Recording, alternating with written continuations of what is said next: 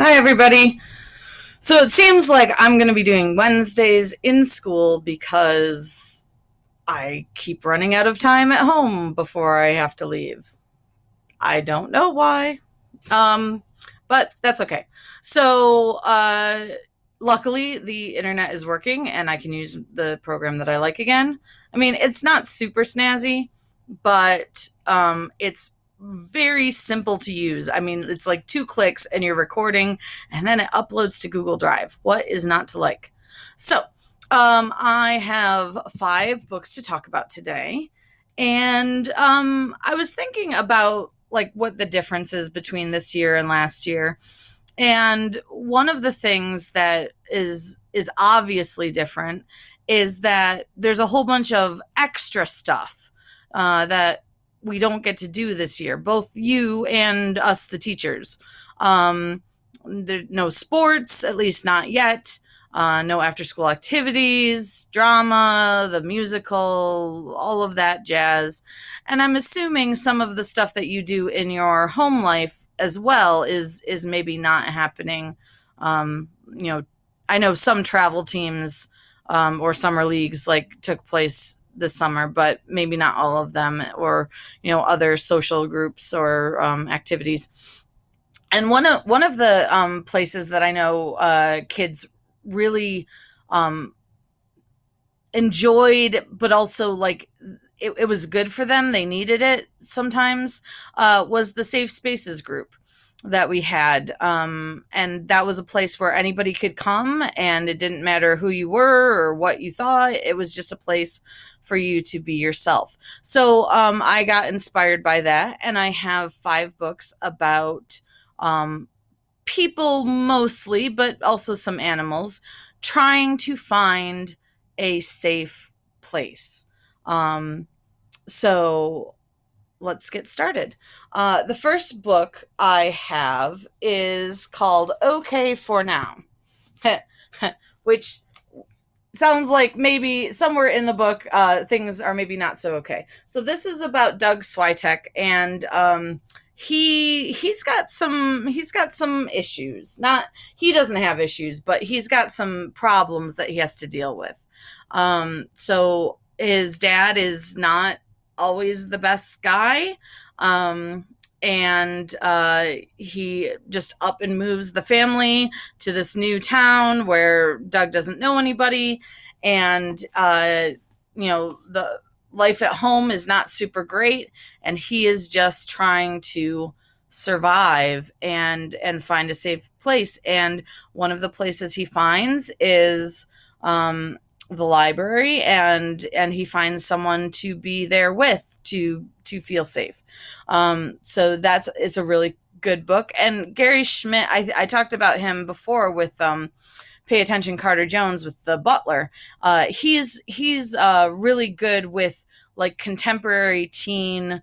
This is what teens sometimes have to deal with. So if you're looking for something contemporary and realistic, he would be a good person to check out.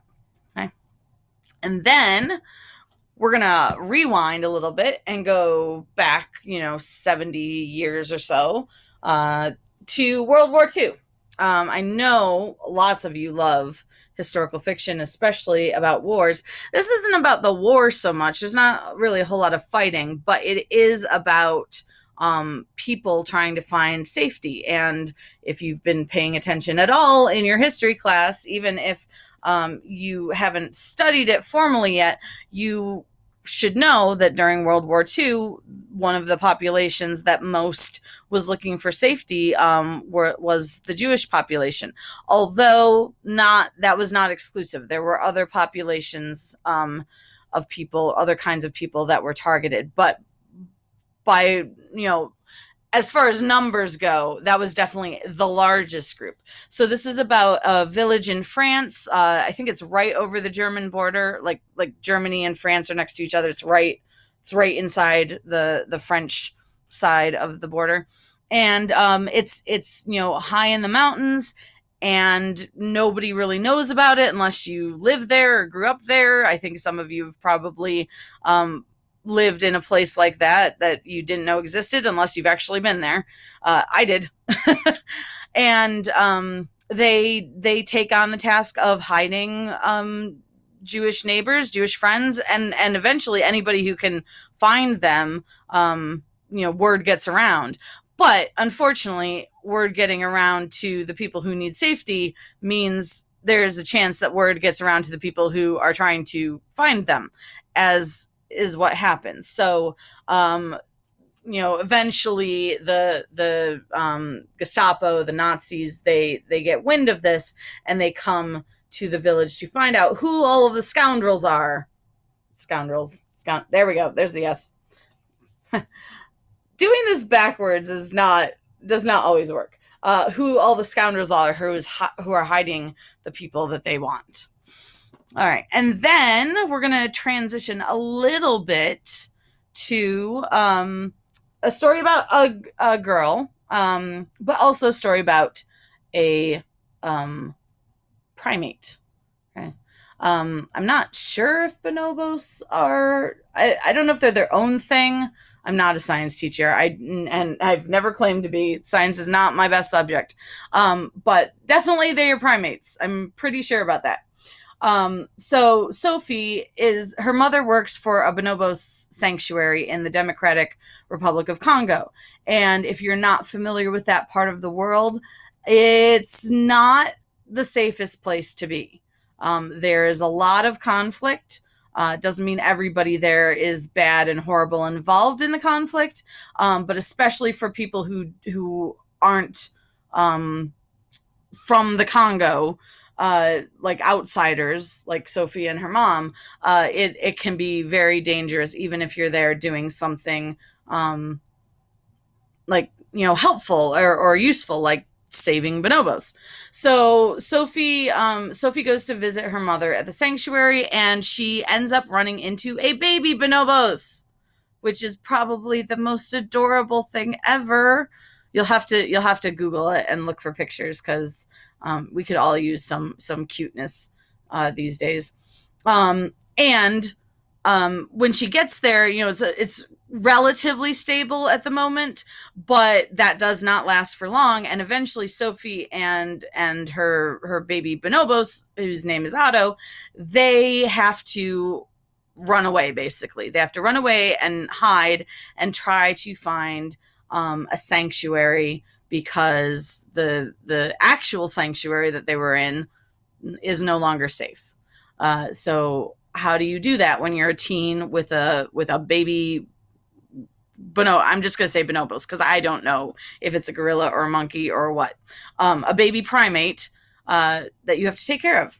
And this is a really good, obviously, there's, National Book Award finalist. That's nothing to sneeze at. And he has 4 books in the series, or at least 4 books that are like somewhat related, that if you enjoy this one, you should read the other ones. Okay. And then we're going to go completely not real. There are no humans in this book. This is all about animals, and specifically rabbits. That's rabbits, in case you couldn't tell. So this is an OBAG book. This is an oldie but a goodie. It looks a little bit newer because it's a reissuing, so it's got a slightly updated cover. But it's been around for a while. And this is, it's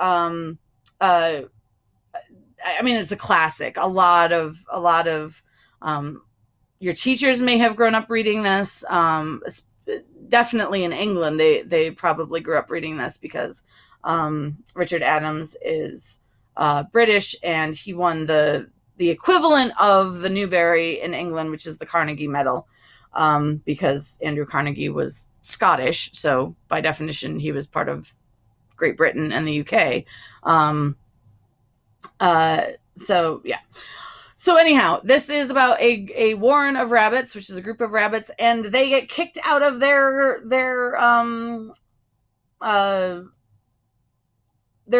home, their warren, because of some. Well, okay, so I lied. There are humans in here, but in here the humans are the bad guys. They're not the main characters. So humans are coming. They're destroying everything in their path. the warren is in the way, and these rabbits must escape and try to find a new home where they will be safe. But when they leave, they face more than just the destruction of their home. They face, predators and natural disasters as well. So really interesting book. If you like anthropomorphic animals, you should read it. And then last but not least, this is one of the books, like,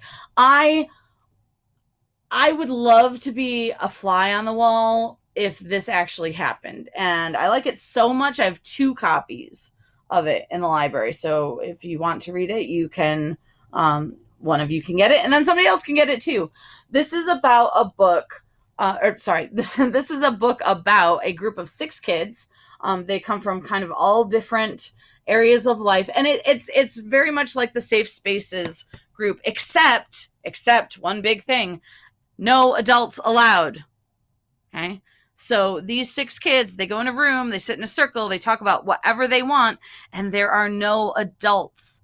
I would love to be a fly on the wall and know what kids really thought and really cared about when they didn't feel that either they couldn't say something, or it was too scary to say something, or it was unsafe to say something. Whatever reason kids don't share with adults, that's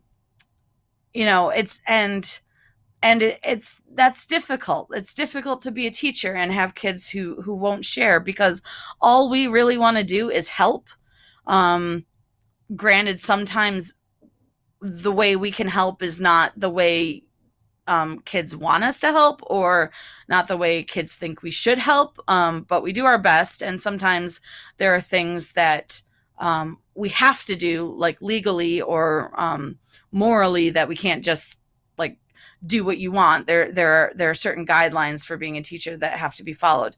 But I just wanted to take this opportunity to say, I hope, even if you don't have a group that you can sit in a room with no teachers, that there is someone, either a student or a friend or a parent or a teacher or a family friend or somebody that you do feel safe talking to. And if you don't have that person, I would offer my services if that is ever needed. My door is, even though the library, the physical space, is closed, I am happy to talk to any student at any time that I'm available about anything they want to talk about. That goes for office hours, which are later today from 12 to 1:30, or you can set up, some sort of appointment with me either via email, or your study hall teacher can call and see if I'm available. And I know there are other people in the building as well who would do that. So I know it's a little bit longer today. We'll keep calling it Take 5 because it is 5 books, but I think the whole expectation of 5 minutes is kind of out the window. But I will keep trying, because I don't want this to be a lengthy thing on a regular basis.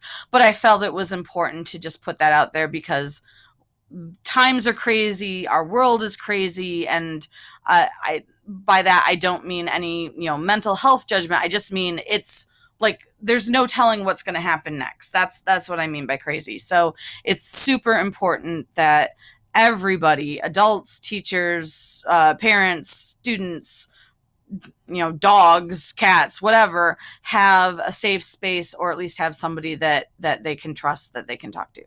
So if you are interested in any of those, go ahead and request those. Cohort Z, your requests are due tomorrow. Cohort A, you have another 2 weeks to get your requests in.